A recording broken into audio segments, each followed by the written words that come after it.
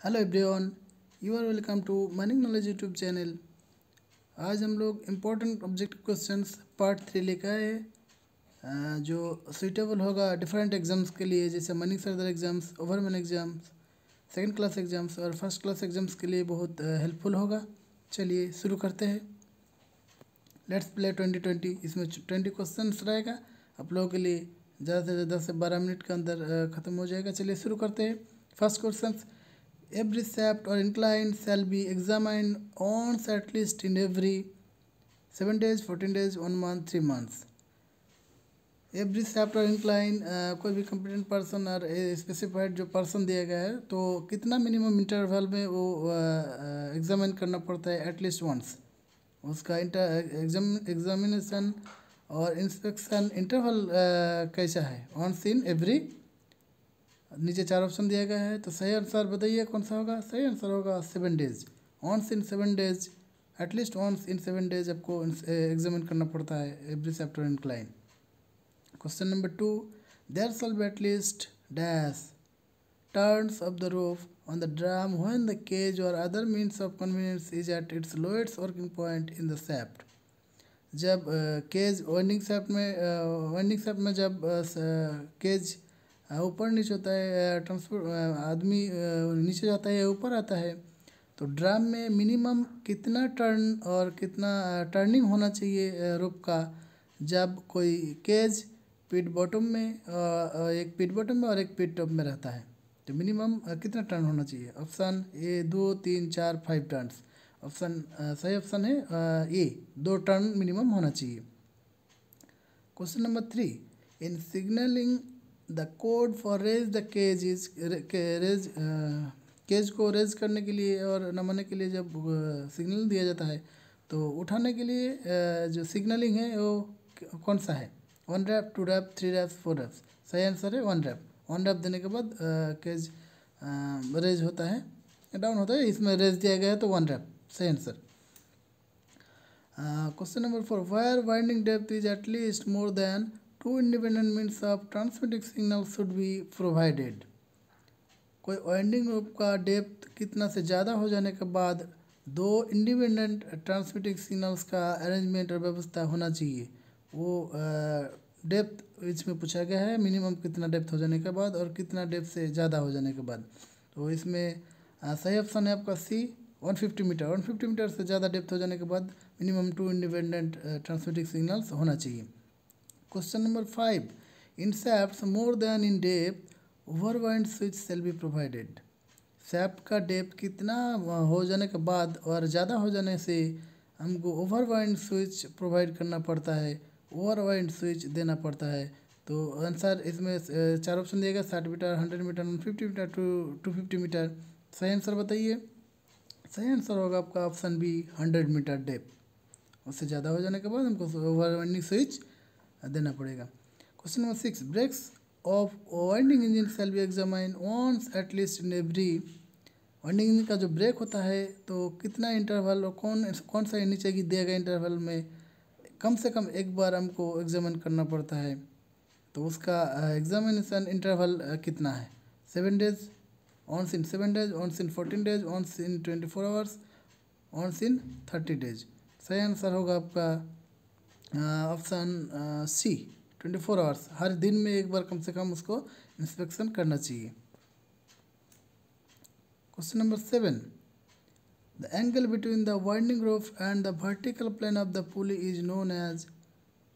4 option दिया गया है, वाइंडिंग रोप और vertical pulley, vertical plane of the pulley. Vertical pulley का वर्टिकल जो प्लेन है और वाइंडिंग रोप है, उसके बीच का जो एंगल है उसको क्या एंगल नाम में जाना जाता है। Searches angle, fleet angle, slope angle, flight angle. सही आंसर है B, fleet angle.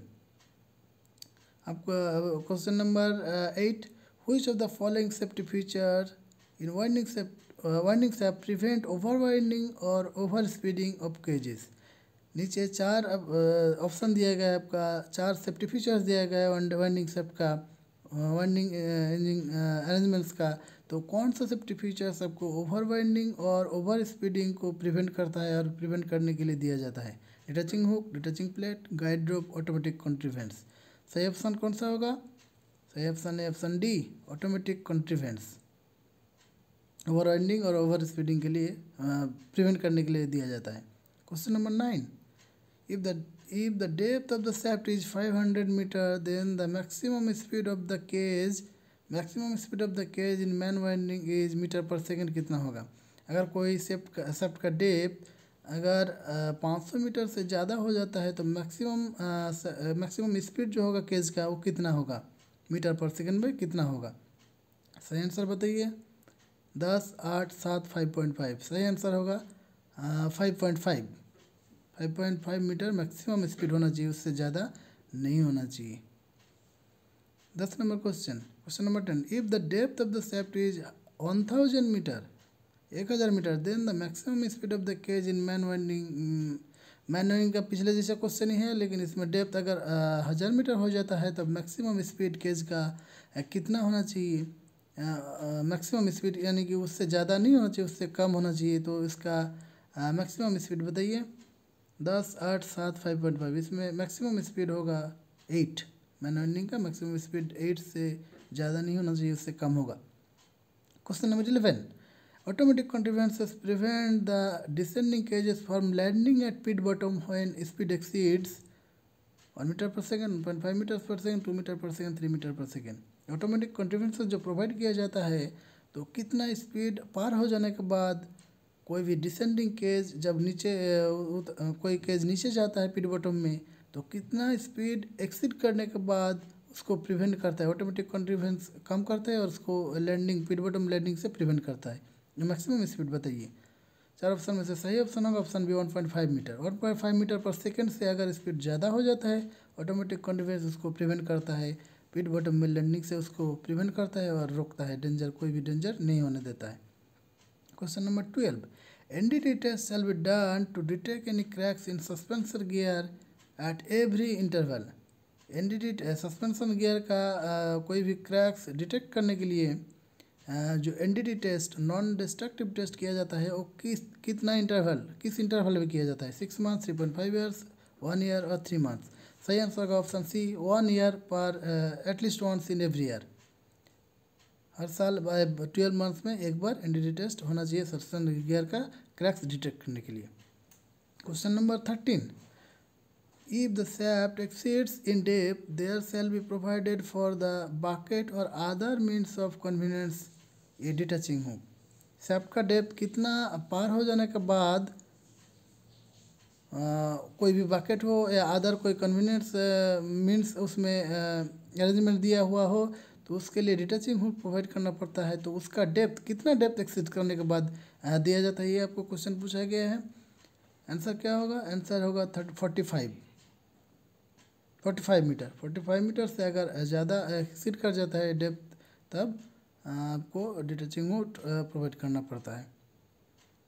Question number 14, conditions of internal parts of winding engine shall be examine at least once in every. Winding engine का internal parts का condition examine करना पड़ेगा और करना पड़ता है एटलीस्ट ऑन्स। वो इंटरवल कितना है, किस इंटरवल का अंतर कम से कम एक बार वाइंडिंग इंजन का इंटरनल पार्ट्स का कंडीशन चेकअप करना पड़ता है। उसका इंटरवल कैसा है। नीचे दिए गए 4 ऑप्शन है, 4 ऑप्शन में से सही ऑप्शन होगा 12 मंथ्स। कम से कम एक बार 12 मंथ्स या एक साल में कम से कम एक बार इंटरनल पार्ट्स को एग्जामिनेशन करना पड़ेगा वाइंडिंग इंजन का। Question number 15, the life of the winding rope is years. कोई भी वाइंडिंग रोप का मैक्सिमम लाइफ कितना होता है। तो ये इजी क्वेश्चन है, सबके लिए आप लोगों को ये आना चाहिए। 3.5 ईयर्स। 3.5 ईयर्स मैक्सिमम लाइफ है ईयर से इसका। कोई भी वाइंडिंग रोप का इससे ज़्यादा हम यूज़ नहीं कर सकता है कोई भी वाइंडिंग रोप को। चलिए नेक्स्ट क्वेश्चन देख लेते हैं।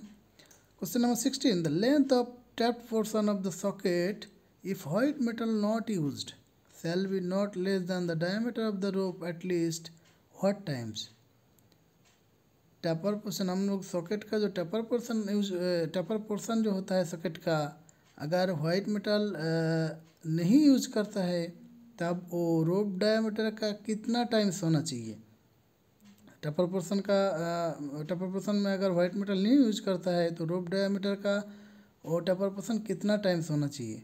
12, 5, 10 और 8। सही ऑप्शन बताइए, सही ऑप्शन कौन सा होगा? सही ऑप्शन होगा 12, मिनिमम 12 टाइम्स होना चाहिए डायमीटर से। क्वेश्चन नंबर 17 सेम क्वेश्चन है, the length of the taper portion of the socket if white metal is use shall be not less than the diameter of the rope at least. अगर उसमें तो white metal नहीं use किया था, अगर white metal use करेगा तब socket का टेपर पोर्शन जब होता है, टेपर पोर्शन वो रोप डायमीटर का कितना टाइम्स होना चाहिए। इसमें आपका व्हाइट मेटल यूज करता है तब, तो यूज करने के बाद क्या होगा बताइए?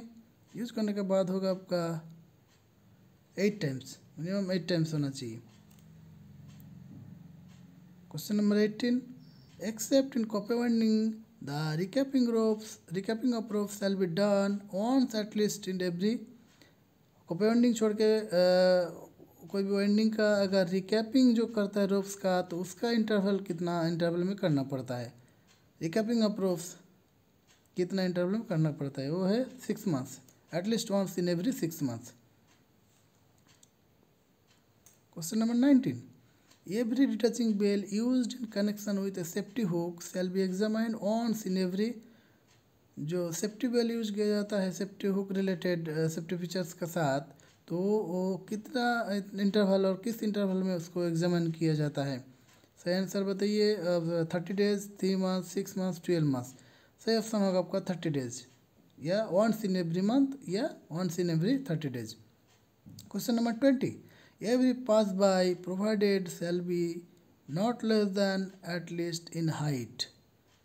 जो पास बाय प्रोवाइड किया जाता है उसका हाइट नीचे दिया गया कौन ऑप्शन में, कौन ऑप्शन 1.2, 1.5, 1.8 और 2.5 से कम नहीं होना चाहिए, उससे ज़्यादा होना चाहिए। तो वो ऑप्शन सही ऑप्शन है 1.8 मीटर। 1.8 मीटर से हाइट कम नहीं होना चाहिए, उससे ज़्यादा होना चाहिए। If the monthly out question for you, आप लोगों के लिए कुछ क्वेश्चन है। If the monthly output of the mine, एक क्वेश्चन नंबर 1 है, if the monthly output of the mine is 35,000 ton then the number of surveyors required is. अगर कोई माइंस का मंथली आउटपुट 35,000 अंडरग्राउंड माइन से, तो underground mines का अगर production 35,000 है, तो उसके लिए सर्वेयर कितना रिक्वायर्ड होता है? ऑप्शन दिया गया 2, 3, 4, 5। सही ऑप्शन आप लोग बताइएगा। Question number 2 before vacating his office manager shall give notice to owner और agent at least what days before one which is to vacate his office.